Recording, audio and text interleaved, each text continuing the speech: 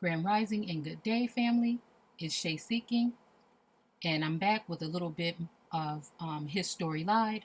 This is part two to the 1690 Negro Something Act, Slave Laws or Act. I can't remember. Um, but I wanted to first off thank all of my soul siblings for participating on the channel. Um, what was I going to say? Um, yeah, for commenting, rating, subscribing, and sharing. I also wanted to go ahead and invite you guys over to the on Facebook, where it's a small private group, and we share tons of information. There are some very knowledgeable people that I am super excited to be working with in that group, that are sharing something every single day, and it's basically just a whole bunch of everything that we should be tapping into, understanding, and knowing. Yeah, so I'm very proud of those that are in that group that post some of the stuff that they post. So anyway, I wanted to invite you guys there, and thank you guys for everything that you do here. Hopefully, we can get a little bit more input, and we can keep on looking deeper into our situation, because it's not a matter of just saying who we are. It's a matter of survival. I feel like if we don't get a better understanding on what's going on at this point, there's going to be a really big awakening that you were not prepared for that's going to be coming. There is a change of hand, a change of power, a change of something coming. But again, I don't think it's going to be beneficial for any of us so-called Americans or the real aboriginals that have been lied to forever, it seems. But again, we better get in tune to what's going on, because this, I'm very dedicated to this subject and matter, because I may not be here to see what may be the outcome from us doing our own research and getting deeper into understanding what actually happened to our people. But this is for my babies and their babies, and their future. So again, I want to thank you guys for stopping by and tuning in. Here we go with part two.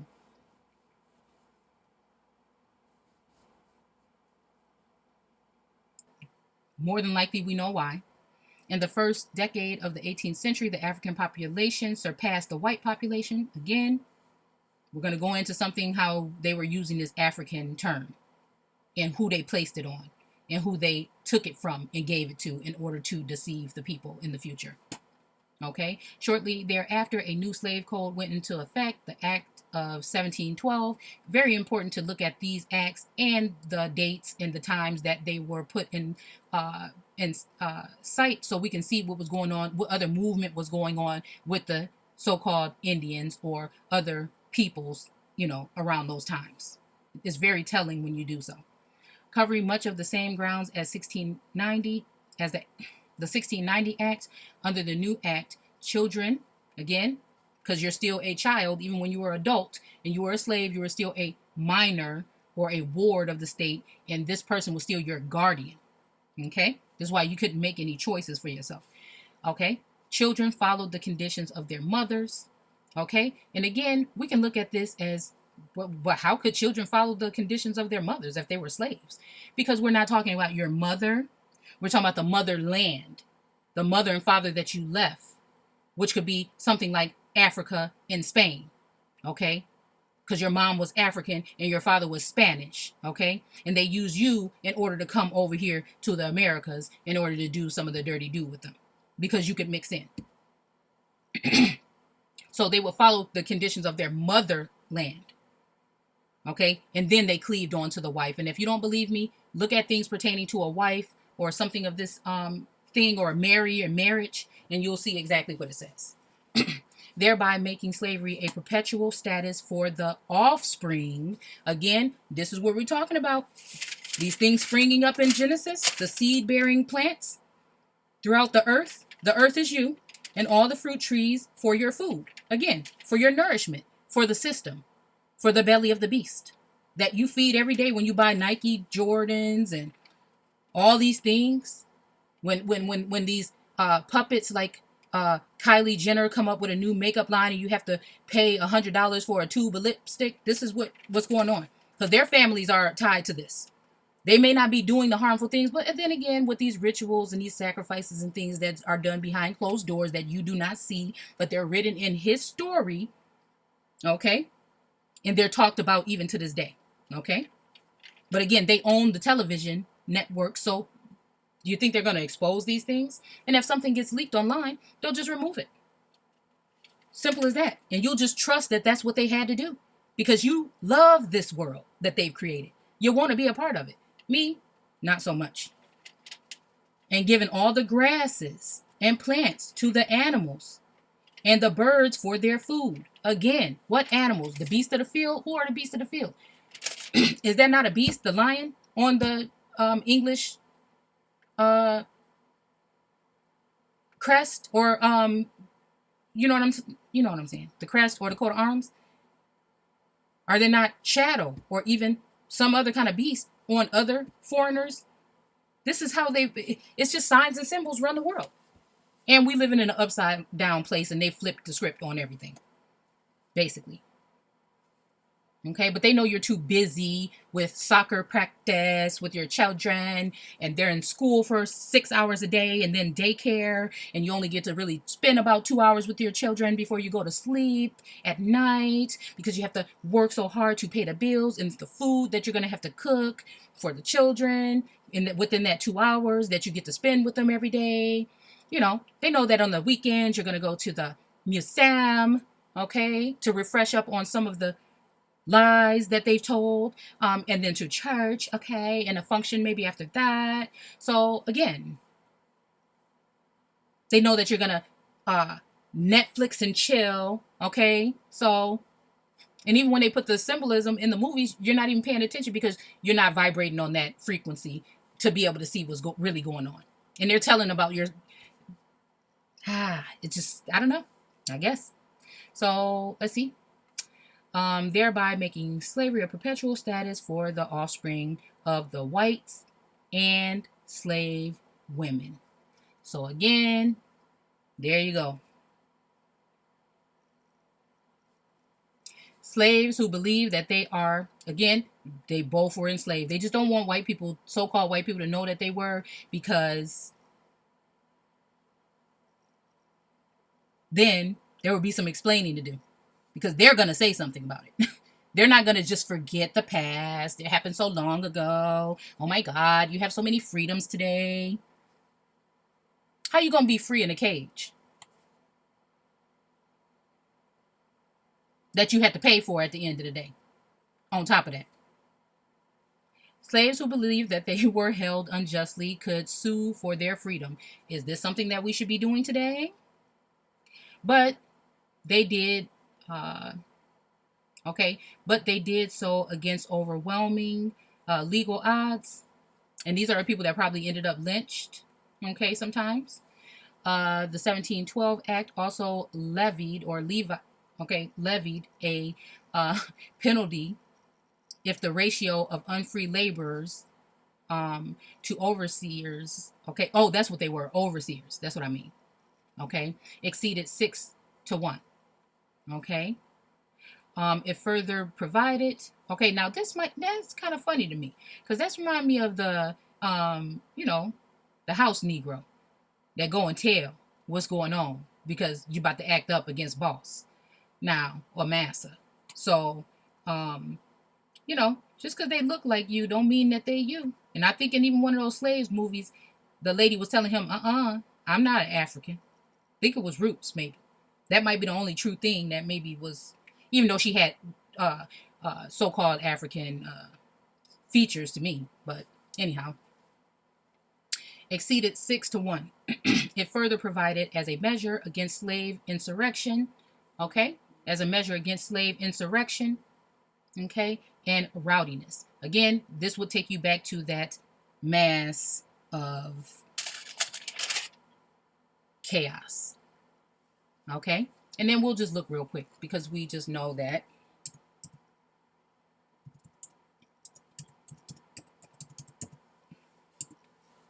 Oh, I bet you I spelled that all the way wrong. Let's go back. Okay, so rowdiness. Oh, insur.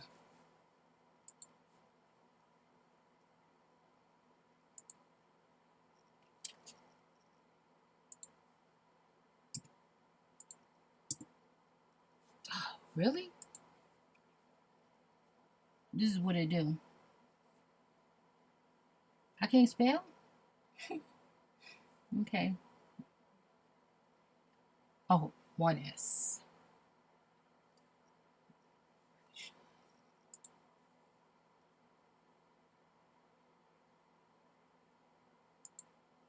Oh, well, let's see.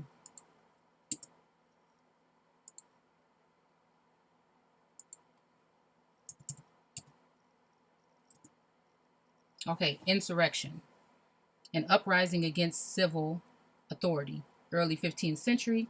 Could that be the fifth day? A rising up. Again, I think that was in the sixth day or whatever day that we were reading. It was another term that was being used, though, of a raising up. Okay. An action of, okay, so to rise up. Okay. Yeah. So again, they don't want you rising up. Okay, but you don't, but we need to know that we don't have to rise up.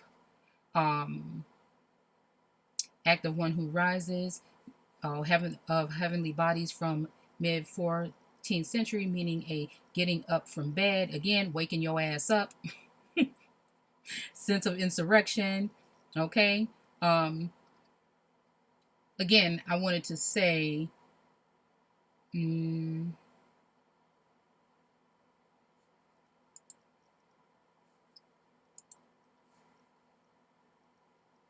okay, uprising, action of rising from death or a grave, again, dead by law.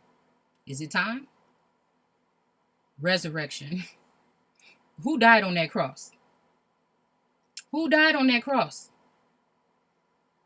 What died? Your everything died on that cross. And you want to go in church and pick one person that you never met and just, okay, whatever. We can use this kind of way of looking at it. I'm not going to make fun because we look at everything else in a logical sense in life. But when it comes to this, you don't, because you've been indoctrinated and mass manipulated to do so. You've been given a symbolic or even dual sense of what we're talking about here. And so you remain asleep. And this is why nothing has changed, because they have taken the temple out of you, which the Bible says is in you. Jesus even says that it's there. Okay. And you've placed it in a deity, in idol worship, like the Bible also says not to do. So you got to really be in tune with yourself in a certain frequency to even discern what's going on here. But they know that most people only pick up the Bible and bring it to church with them on Sunday, and then they just bring it home and put it down on the nightstand and don't pick it back up.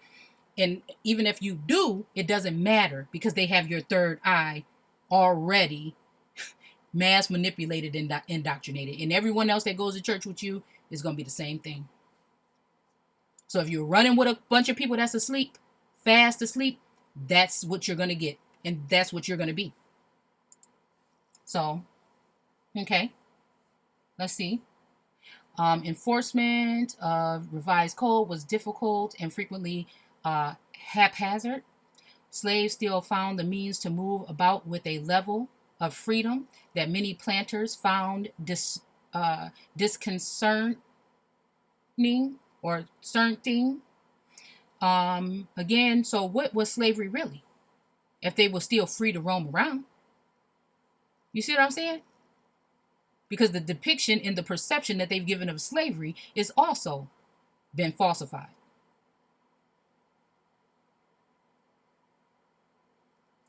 And while the code sanctions and enforce the awesome power that planters as a class, again, in the caste system, welded over the slave population, okay? Well, what does that mean?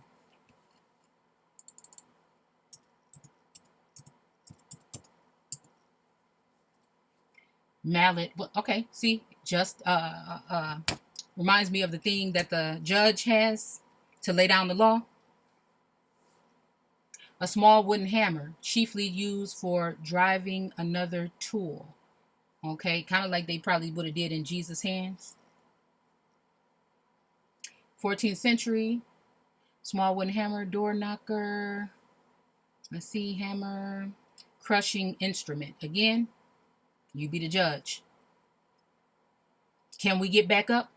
Or are you crushed down to the ground forever by that heavy pyramid of all those other people that's on top of you? To crush, to grind.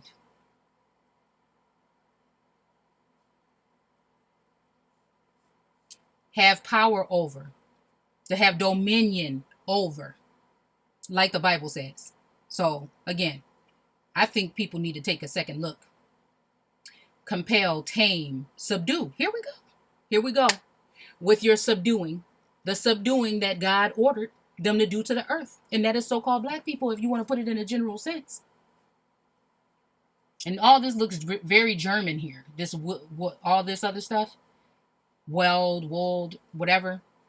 It merged with weak verb by the Proto-Germanic, okay, to rule, okay, to govern, okay, or preside, because preside and president are the same thing. And this is why he took something from the dirt and everything and put it together to have a man that would reside in that residence that you call, you know what it is. To rule, to cause, to keep it, to do all these other things. You're thinking of somebody in the garden clipping flowers and shit, and they've been clipping you off since they've been here. Cutting back your branches when we want to grow. Cutting back the research and knowledge of self when you need to know. To rule, to govern. To reign. Again, power. Okay? What do we look at that the president has? Russian. Okay? To reign. To reign. They put R-A-I-N in your Bible. But we're talking about reigning, ruling, possessing. You are possessions. The United States is a corporation that you belong to. To rule. To be strong. Again, the stronghold is the firmament. And they use their tools such as their militia or military and all these other things in their church, in the school, in order to keep you stagnant. To be strong, to rule. Using magic and charm. This is what they've done with religion. Religion. Okay? This is what they've done with it. Instead of you just deciphering the word as it by using real tools and things, because again, they know. Okay? Pleasing quality. Again, a sense of a pleasing quality, because God was happy and he thought it was good, didn't he? Okay?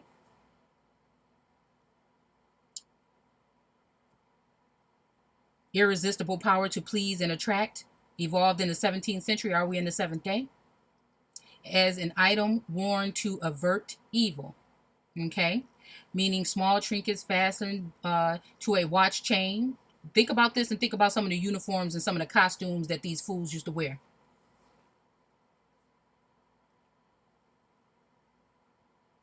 Okay? Club, or could we be talking about a staff, a thick stick, wielded in the hand and used as a weapon? Okay. Let's finish this up. Okay? So, rowdiness and, okay, that slaves would come from the countryside to Charleston, could be whipped for visiting the town or to gamble or to engage in any wicked design. So, again, what does this mean? To gamble? What do you mean? They would be whipped. How did you even get out of the slave house? How did you even leave the plantation? This is what I'm saying. We need to look more into this being able to leave. Because I think what happened is, since I know that there was empires here, that some of these homes and some of these places, the elite empires of this land had these homes, and when the governing forces came here, they were able to take them lands by giving them a title or something, and then move you out into the field of that land and make these little so-called slave cabins for you to stay there and be sharecroppers or some kind of common worker, because they needed you. They needed you. They couldn't have done it without you. So they kind of made friends actually until you found out that the land wasn't yours anymore. And then 3 generations down the line, these people still own the land. You see what I'm saying? So it says, as with earlier statuses, enforcement and revised code was difficult and frequently haphazard. Okay, slaves still found the means to move about with a level of freedom that many planters found disconcerting. Okay, and without code sanctions enforced, that awesome power that planters, the power, didn't we just read this? The power that planters as a class wielded over the slave populace. Individual slaves and slave owners nevertheless negotiated for power on a daily basis. So they didn't just sit there. Now you have all the means to do this, and you want to just sit there and be entertained and work for and go fight battles for the same damn people that use the same entity called the military in order to kill and kill your ancestors. Just like this. I was just watching some kind of documentary about Skull Cave. And this guy is just sitting there in 2020 telling a story about what happened at well, he probably did it last year anyways, telling how they cornered some Indians and how they had guns on them, and they were hiding out in a cave, and how they was shooting up the cave with women and children, and most of the people died. And even when the people were running out of the cave to try to escape, they had another group or another battalion or group or what infantry or whatever overhead dropping boulders on top of the people. And he talked about it like it was a thing that was just like nothing. Like they was getting rid of some ants or a pest control. That can't go. That can't go. And you don't have to even do anything but just resist. Stop. Stop. Stop. However you choose to do it, that's how you do it. But we have to start pulling away from whatever they got to offer. That mean the church, that mean the school, that mean at some point in time, them damn jobs. And then when it comes to it, your merchandise or being super mega consumers like we are. Because they're putting shit in the food anyway. So even if you want to be a vegan, be vegan all day. But know that those are GMO vegetables that you eating. Same thing with the meat. So, I mean, something probably grown in a lab over there in China, okay, where they take our stuff, because obviously they don't have enough to eat if they over there eating rats and bats and shit. So then they send you genetically modified meat and things, this rubbery chicken that I can't even buy it no more. I can't even buy it no more. Okay? So whatever that is that we call them meat, and whatever those are that we call them vegetables, doesn't matter.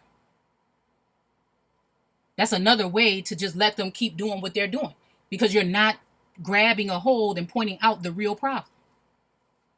Okay?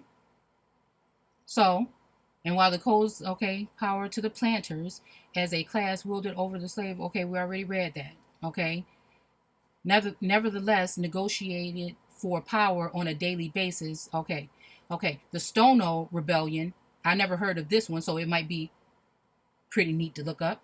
1739 resulted in a more rigid slave code that would remain the basis for South Carolina slavery until the end of 1865, and which would influence slave codes throughout the South. The 1740 Bill of the Better Ordering and Governing of Negroes and of Slaves in the province. Okay, so if the Negroes wasn't the slaves, who the hell was the slaves?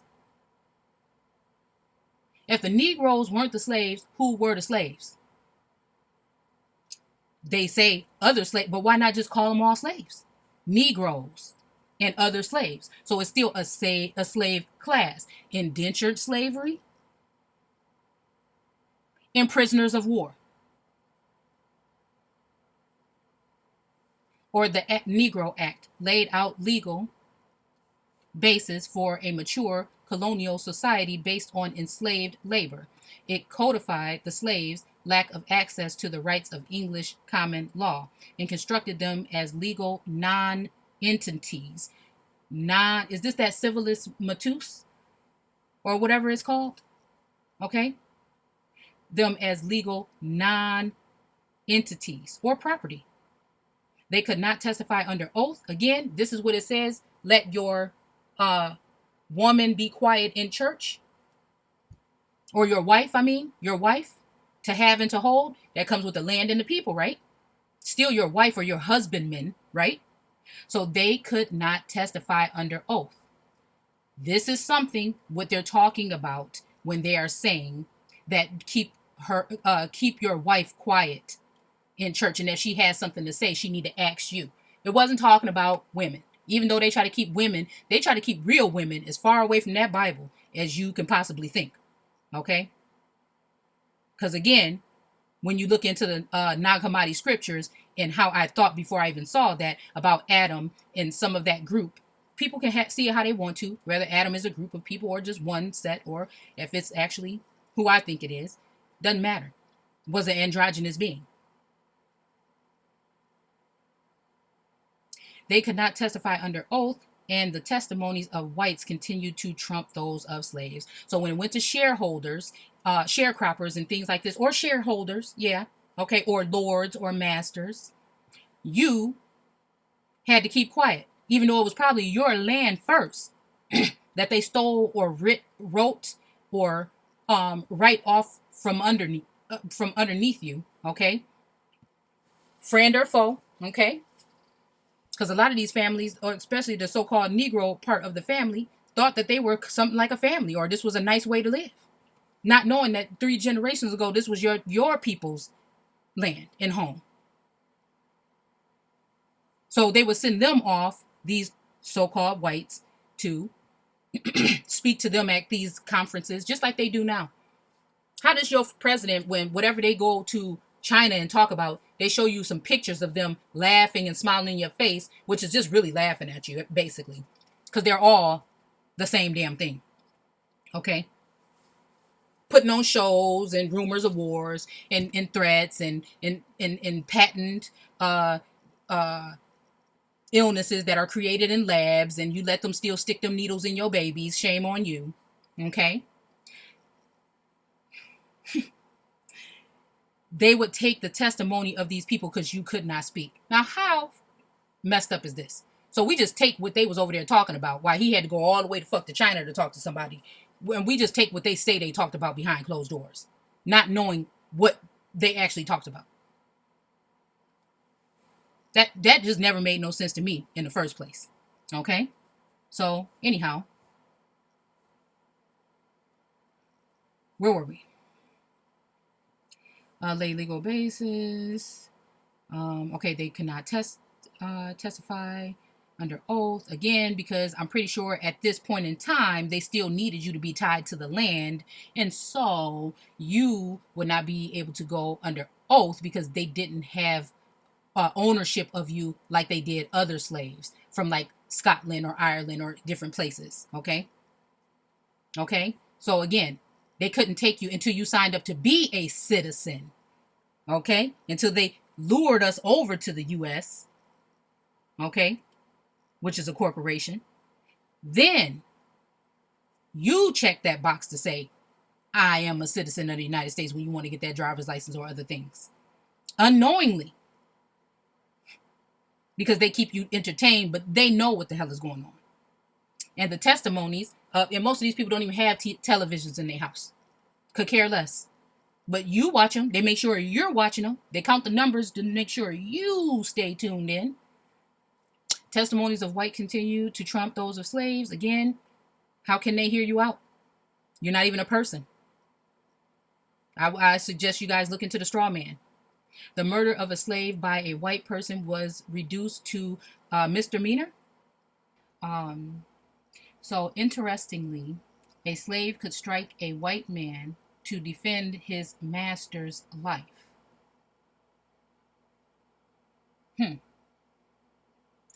But was forbidden from doing so to protect his own life.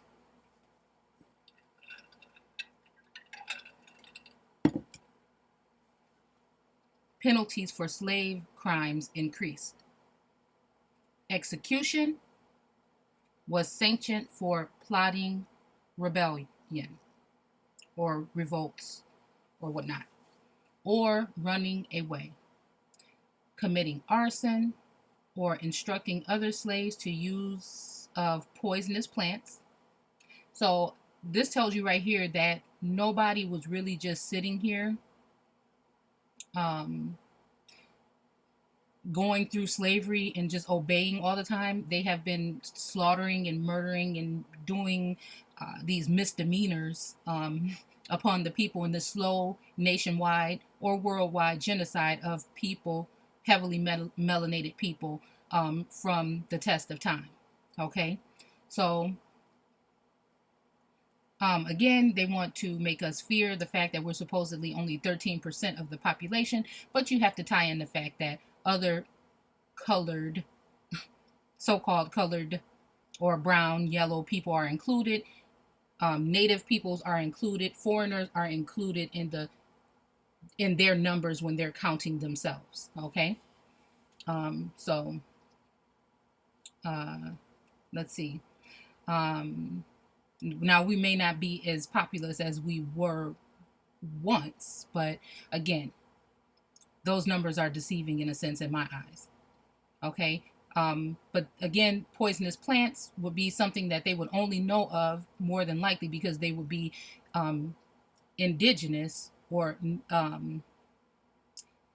we can say native for some of those, and or aboriginal to the land mass. Okay, because again, these people would have worked to have to get this off of different plantations and land allotments or lots, and they would have to be knowing about these particular plants. It's probably something that they grew up knowing about, again, because this would be their land. Okay.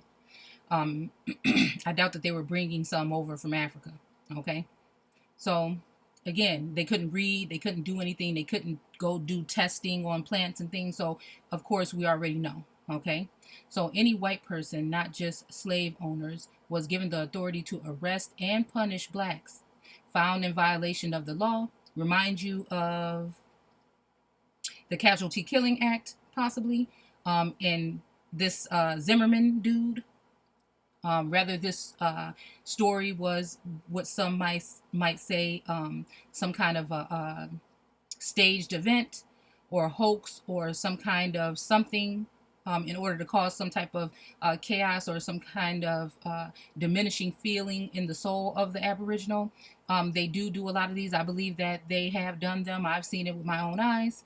But again, whether you want to think that that happened or not, it's the outcome or the perception that was grasped onto the energy or vibrating energy that was taken in by the people that matters at the end of the day. Okay, but again, this would remind me of something that like that. Okay, almost every aspect, and again, I don't think that the Casualty Killing Act was ever, what do you call it, when they actually remove a law. It might be something that we want to look into to see if it is still active in a sense. Okay. Almost every aspect of slave life came under tightened legal scrutiny. Slave riding was permitted, as was drumming and playing horns. Okay. Again, I'm learning that the horns and the drums and stuff was probably more of an Aboriginal thing when it comes to the some of the Aboriginal groups. And I've been reading a lot about the so-called Moorish or Moorish community, those particular people being those who played strings, harps, and things like this. I thought that was kind of interesting. Which also makes me want to look into Nubia, because again, I'm one that feels firmly that there was a form of an ancient Egypt here, whether you want to say this one was older or newer.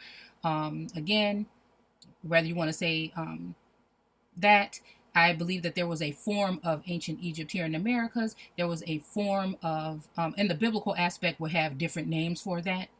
There was a form of a Moorish or empire, possibly. There were, I want to definitely say like a Berber or what they would say today, Turkish or something like that, with turbans and things, were definitely here. Um, let's see.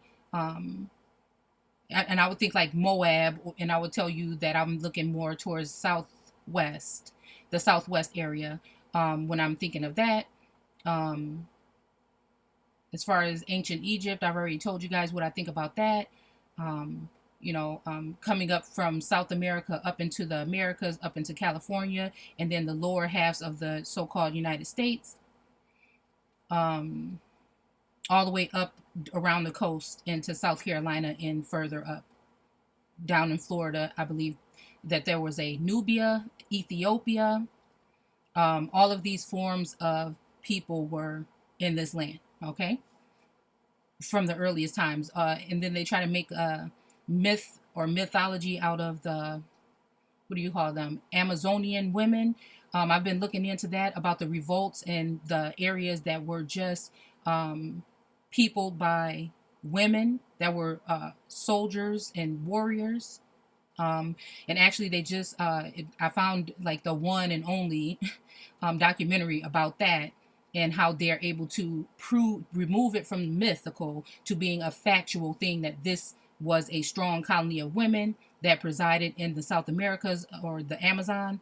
Um, that these particular women ran these things. And I think that it's leading me more towards the Nagas, or Nahas. They put it sometimes. We'll go into it because I'm getting deep into it now. And then, uh, goodness, and Lilith, possibly having something to do with Lilith. Okay. Who was supposedly the first wife of Adam. But again, once you start listening to what they have to say about these people, and you understand that everything has been flipped upside down, and if you listen carefully to what makes these deities, what do you call it, oh, and I think it also has something to do with Shiva, or Beersheba, or Beersheba, or Bathsheba, they may call it. um Anyways, it's a lot I want to talk to you guys about, but we're getting off track here. Okay, so let's go back. uh let's see. For fear that these activities might awaken some revolutionary impulse. Really? So that's what I'm trying to figure out now. What impulse or what vibration or frequency are they lowering our abilities, okay, to tap into some of this stuff with? And definitely the music, okay, because we're talking about music here. Again, what does that do? Why do they have us listening to music in these lower vibrations? Why did they use our music to be one of the number one targets for the mental of the people? Um, that's why I say a lot of people want to hold on to hip hop for some reason. But again, that's not my music. I'm pretty sure my grandma and them wasn't listening to that music. And when they heard us start listening to it, I'm pretty sure they just didn't know what to think. You did? So again, that's not my music. They can really have it back, because it hasn't done anything but destroy and eat away at the community as a whole. The Negro Act legislated slave clothing. So again, um, legislated slave clothing. I guess this means that they couldn't wear their, like I said, there were empires here. I shared some pictures. Oh, and for those of you that want to join us on Facebook, I have a group there, and it is pretty much growing. There's a lot of skillful, knowledgeable people on the platform. I'm kind of excited, and I definitely am going to be doing some kind of giveaway on that page soon, for those who are really putting in the work and putting things out there. I try to scan through everything just to make sure there's no garbage. But again, feel free to join us at American Aborigines Unchained on Facebook if you like. There's thousands of images. We've only been there for a couple of months, but it's pretty much growing at a good speed for me to keep up with. And there's a lot of different things, posts, images, information that we put there on a daily basis that I don't, share with you guys here. So it says, and Okay, so again, oh, and I was saying that because yesterday I showed an image of a young lady from the 1800s, again, a South American Aborigine. She had a beautiful dress on, and I think that it was something about burning incense, which again, we're off track right now, but I have to say it reminded me of burning incense in the Bible. And it made me think about the fact that how someone was saying, don't do this anymore. Um, I think in the Bible, but I want to go look through it a little bit more. And I want to know who, and even if you did start, who were you burning incense to before you started to do it there? Or was that something that we were doing? But she was, the image was called Incense Burner from like 1860.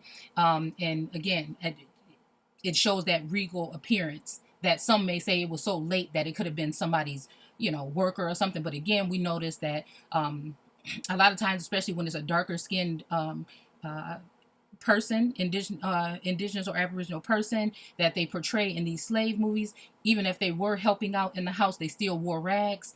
It wasn't nothing but the lighter skin, which was probably family members of the slave master coming in onto his handmaids, or we see this in the Bible as well. um, so again, the women that were having babies with these men would be the same thing as some kind of help meet, not a help meet, but maid, servant, or whatever for in the biblical aspect. Like when I think it was Rachel. Anyways, we're getting sidetracked. You guys know what I mean. Okay, so when I'm reading that, this is showing me that this is actually, look more into this, because this could be what we're talking about. But in all actuality, like I said, the darker skinned women would not be draped in any type of materials. They would still be wearing slave clothing unless they were a mixed breed of that would be mixed with the family, and then they would let them maybe indulge in some fancier clothing. Okay, slaves could not hire um, their own time or keep firearms. So their own time, I don't know what that means. In the aftermath of the Revolutionary War, the Negro Act was upheld by. So all of these wars are just them digging deeper. We want to say that they were against something else, or the North and the South. They want to still just make it seem like it was only about these so-called white races and things like this that they would consider upper class at that time. But there were still upper class Negroes, so-called Negroes at that time. And these were some of the wars that was the finishing off of taking away any of the powers that those people would have had. Okay, so again, this is why always look around these wars and see exactly what happened right after, because they'll put it under the guise of some kind of other war. But if it was revolutionary, what are we really talking about? That's revolt. Some kind of revolt is going on. And I'm pretty sure it was our ancestors fighting for the last pieces that they had of their own basically rights. Okay, the Negro Act was upheld in the General Assembly and made perpetual. So again, this is what we're talking about in the Bible when they said you're going to be in perpetual slavery. I'll bring you into slavery or Egypt again with ships. And people think that we're talking about a literal ship, but we can go ahead and look at etymology. Matter of fact, I don't have anything pulled up so that we can do it now, but we can look at it and see exactly what a ship would be in order to see what we may be talking about, because I think that we're talking more about the pen being mightier than the sword. And I think that we're talking about citizenship and different relationships and these type of things that brought us into that particular type of slavery again. Okay. Let's see. So this is that perpetual slavery that we're talking about more than likely in Deuteronomy. Though the document was occasionally revised, again, also I feel like a lot of times we're talking about altars. If we're not talking about, if you're not clearly seeing them talking about a physical altar, like them going up to something, then I really do think that some of the times, like when I think it was when Moses took the tablets or whatever, and then he broke them, and then something about an altar was coming up around that time. I think that these are talking about alterations of some of these documents or some of these forms, possibly. This is just something that just came up at the top of my head. and I just wanted to look deeper into it. So it survived the years leading up to the Civil War. Again, um, basically intact. I think they give us very bare minimal documentation about these wars uh, when they teach them to you in school and have you regurgitate them like you know what was going on. When really, I think it's a very on the surface type of teaching that they give to the people, so that you feel like you know all about it and you don't have to go back and do your own research. Basically intact in 1822, following the Denmark VC scare. And again, a lot of us don't even remember any of this stuff from school, so looking into it again with your mind's eye is a very wonderful and awakening thing on its own. So following the Denmark VC scare, now we can look into that. Now we know what they probably told us about it. But again, I didn't learn about him in school. Maybe college or maybe other schools taught about it. But I didn't hear about him until later on in life. And I never really looked deeply into what was going on because you had to learn how to read between the lines and see what was actually going on. So again, what kind of scare this is, I don't know. Contact between slaves and free black sailors was prohibited. Again, free black sailors, because I guess maybe they would be freed. Matter of fact, I did read about this when they were involved in some of these wars. I'm not going to say I know for a fact that it was this one, but again, they had some kind of rights and privileges, or they were freedsmen, those who signed up. Okay. Excuse me. And I think that, again, this was one of the wrong things for us to do because you were just doing nothing but helping. But some people didn't have a choice, to be honest. But we do now. So remember that. Was prohibited as part of the Negro Seamen. Again, we'll have to look at the Negro Seamen's Act to see exactly what was going on here. That may be something you might want to do, which is also jailed free black sailors while their ships, okay, were in South Carolina ports, okay. In 1841, the General Assembly outlawed manumission. Again, this is another term I would like to look more into. As a measure to cut down on a number of freed people of color in the state. Slave codes, however, were never all encompassing as they appeared to be on paper. Again, this means more than likely that it could say something on paper, but they have the right to manipulate the situation or manipulate your mind in order to do what the hell they wanted to do at the end of the time anyway.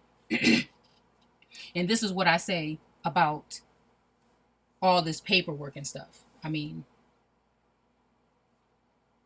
to each his own, and I never want to be anybody that discourages anyone from anything. So just keep that in mind. Even in the face of stifling legislation throughout the colonial and antebellum periods, again, these are great periods to look into, even if you think you know about these times. Slaves worked hard to maintain what little autonomy they could. And this is some kind of reprint from 1914.